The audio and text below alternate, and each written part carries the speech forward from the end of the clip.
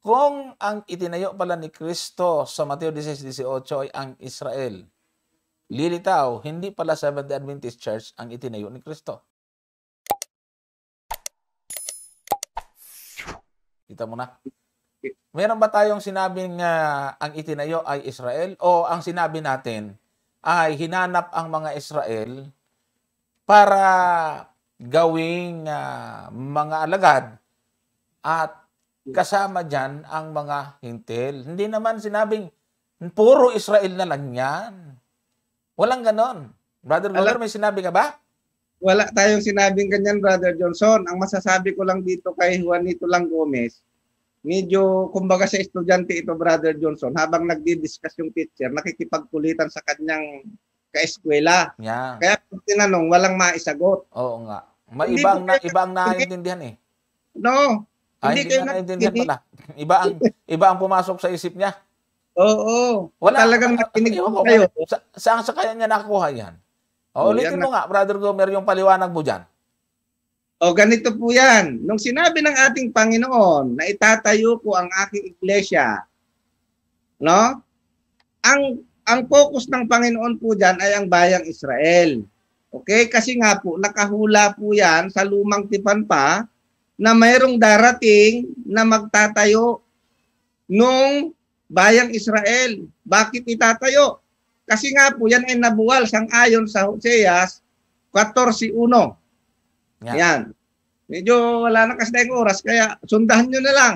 Nabuwal, pagdating ng ating Panginoon, yun ang kanyang layunin. Ang sabi rito sa Mateo 10, tingnan mo nung kanyang isugo, yung kanyang mga alagad.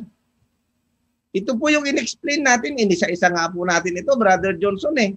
Kaya nga sabi ko nga, kung sa estudyante, medyo bulakbol siguro ito noon. Bulakbol nga. Sabi na rito, ang 12 ito'y sinugo ni Jesus at sila'y pinagbilinan na sinasabi, huwag kayong magsitungo sa alinmang daan ng mga hintil at huwag kayong magsipasok sa alinmang bayan ng mga taga-Samaria. Kundi, bagkos, magsiparoon kayo sa mga tupang nangawaglit sa bahay ni Israel. So ito yung sabi ng Panginoon.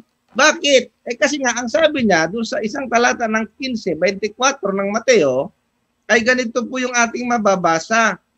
Ang sabi ng ating Panginoon, datapwat siya sumagot at sinabi, hindi ako sinugo, kundi sa mga tupang nangaligaw sa bahay ni Israel. Napakaliwanag po nito na ang ating Panginoon ay isinugo sa bahay ni Israel. Ano ang gagawin? Upang tipunin, ang sabi niya, yung mga tupang nangaligaw.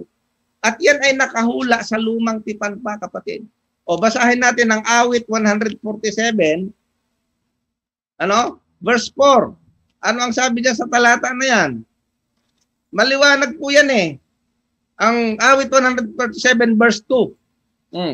Ang sabi niya ganito, itinatayo ng Panginoon ang Jerusalem. Kanyang pinipisan ang mga natapon na Israel. Nakita niyo po? Yung ginagawa ng Panginoon ngayon, na pagtitipon, ito po yung pagtatayo nung Israel, nung kanyang iglesia. Pagkatapos ng itayo itong iglesia na ito, saka po isinanib yung mga hintil. Kaya nga ang sabi ko nga sa inyo, yung katangian ng iglesia, iisa lang. Apokalipsis 12:17, nagsisitupad sa kautusan ng Diyos. Kaya kung meron pong mag-aangkin ngayon na sila yung tunay na iglesia, tapos ayaw sa kautusan, ipapakain yung baboy, ay magdalawang isip na kayo. Bakit? Kasi yung iglesia na itinayo ng ating Panginoong Hesukristo sa Mateo 16:18, ang unang membro nito, mga Israelita, hindi kumakain ng baboy. At ito po'y mayroong kautusan at ito'y may sabat. Bago niya isinanib yung mga hintil. So dapat niyong maintindihan po yan.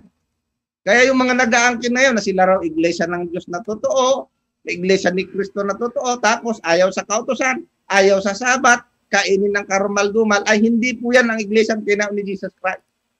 Sigurado po yan, Brother Johnson. Yan po. Kasi dalawa nga yung palpak nila rito eh. Ayaw nila na kasama nila yung mga Israelita o Hudyo. Kasi hintil daw at Kristiyano. Mm. Oh, ganun ang gusto nila. Paano ngayon? Yung mga iglesia, yung pinangasiwaan ng mga alagad, yung unang iglesia sa Aklat ng Gawa, ito ay pinagsamang mga Hudyo at mga hintil. Ngayon, paano nyo ipapaliwanag? Nung magsama ang mga Hudyo at mga hintil, kaninong doktrina ang nasunod? Kaninong aral ang nasunod? Papayag ba at ganun ba ang Diyos?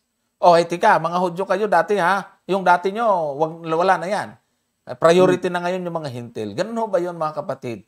Ang batas ng banal na kasulatan ay hindi nagbabago na ang mga hintil, kapag inilakip sa mga Israelita, ay susunod sila kung ano ang iutos na ibinigay ng Diyos sa kanila. Isaiah 56:2 at 6, yan ho, kahit ng pangingili ng Sabat, kapag ka ang mga taga-ibang lupa ay nakipamayan sa Israel, ay sakupo sila ng mga kautosan iyan. Kaya nga sa aklat ng Exodus, pati hindi mga Hudyo at Israelita ay kasama at sakop ng kautosan ng 10 utos, mga kapatid, mga taga-subaybay po namin. Kaya nga ang banggit doon sa aklat ng Gawa, City 38, kabisado na ho natin yan eh. Yan po yung sinasabi ng mga Kristiyano at mga alagad sa panahon ng aklat ng Gawa. Ang aral nila galing sa Israel eh. Pero ngayon, lalong napatunayan na mga ligaw nga itong mga ito. Dahil ayaw na ayaw nila. Gusto nila ang aral ng Diyos galing Pilipinas, papuntang Israel. Ang sabi ng aklat ng Gawa 1:8, magmula sa Jerusalem, kinakanta pa nga ni Soriano yan eh. Magmula sa Jerusalem, lahat ay inyong libutin. Pero ngayon hindi na kinakanta eh kasi bumaliktad eh. Nung bandang huli, no? Hindi na? Hindi na, oo. Nasintunado na, bandang huli. Kasi binago na nila ang aral na yan eh. Oo nga, kasi hindi sila magbumukhang totoo. Dahil nga ang aral nila, hindi naman galing sa Jerusalem eh. Yun na nga. So, ayan po, nakikita po natin mga kapatid, mga kaibigan. Seventh Adventist lang talaga. Kaya, ang kanilang mga comment ay may kasamang init ng ulo, may kasamang inis. Sige. Walang problema.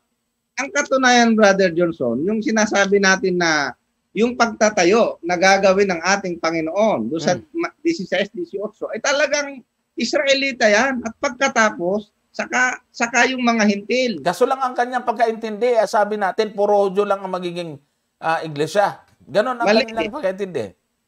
Yun nga. Basahin natin ang Gawa 15. Ito, si Apostol Santiago ang nagsasabi nito eh.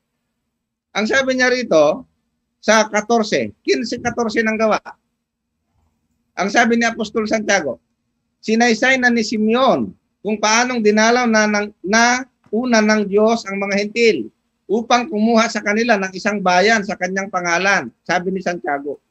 Sa talatang 15, at dito'y nasasang-ayon ang mga salita ng mga propeta. O kita mo? Gaya ng nasusulat. Anong nasusulat? Pagkatapos ng mga bagay na ito, ako'y babalik at muli kong itatayo ang tabernakulo ni David na nabagsak. Yan. At muli kong itatayo ang nangasira sa kanya at ito'y aking itatayo. Kaya nga sabi ni Kristo, sa ibabaw ng batong ito, itatayo ko. O yan nga po, ang sinasabi ni Santiago, sinasang-ayunan ni Santiago yan. Kaya ang pagdating sa talatang 17, ang sabi niya, upang hanapin ng nalabi sa mga tao ang Panginoon. Kita mo? At ng lahat ng mga hintil na tinatawag sa aking pangalan. Yan po yun.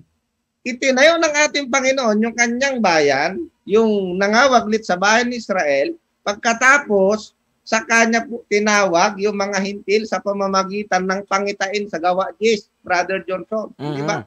Tama. So yun po yung una na paraan na pagtawag ng Diyos sa mga hintil.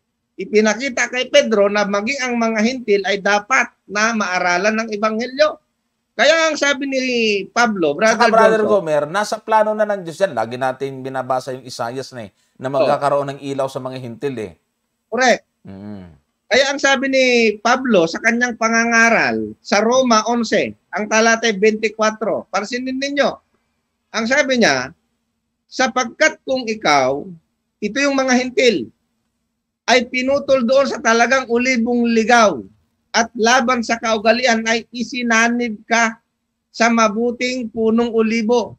Gaano pa nga ang mga ito na mga talagang sanga na mga kakasanib sa kanilang sariling punong ulibo? Ay ikaw nga na ulibong ligaw, yung mga hintil, ulibong ligaw, isinanib. O kaya ang sabi niya sa talatang 21, tingnan mo, balik natin sa 21. Sapagkat kung hindi nga pinatawad ng Diyos ang mga talagang sanga, ikaw man ay hindi patatawarin. O delikado pala eh. Bakit? Sa talatang 20, anong sabi niya? Mabuti, sa kawalan nila ng pananampalataya ay nangabali sila. At sa iyong pananampalataya ay nakatayo ka. Huwag kang magpalalo, kundi matakot ka. Yung mga hintil na isinanib, abay, huwag po tayong magpapalalo, kundi matakot. Bakit? Yun lang ang sabi niya, kung yung mga talagang sanga na naging masuwayin, hindi sumampalataya, ay pinutol, ikaw pa. Yun ang sabi ng Panginoon. 22. Masdan mo nga ang kabutihan at ang kabagsikan ng Diyos. Ang kabagsikan ay sa mga nangahulog, datapwat ang kabutihan ng Diyos ay sa iyo. Kung, ano sabi? Kung mamamalagi ka sa kanyang kabutihan. Sa ibang paraan, ikaw man ay puputulin. Eh, mahirap po bang unawain yan? Na tayong mga hintil ay isinanib doon sa talagang tunay na punong ulibo, Brother Johnson. At ang sabi ni Pablo, huwag tayong magpapalalo, kundi matakot. Yeah. Eh ngayon, Brother Johnson, yung mga palalo eh. Tama. So, huling talatang babasahin natin, tapos next question po tayo, ay itong nasa Galatia 3:28. Walang magiging Hudyo o Grego man, walang magiging alipin o malaya man, walang magiging lalaki o babae man, sapagkat kayong lahat ay isa kay Kristo Jesus. Ibig sabihin ay, ang Iglesia at tunay na bayan ng Diyos, talagang pinagsama po yan. Kaya kung yung laging mabubukang bibig, so Hudyo yan, hindi tayo sakop niyan. Ba, edi may Hudyo, iba sa hintil. Kasi iniitsapwera nila at ibinubukod nila ang kanilang sarili. Mali ho yun sa dinalaman ng kasulatan, kapatid.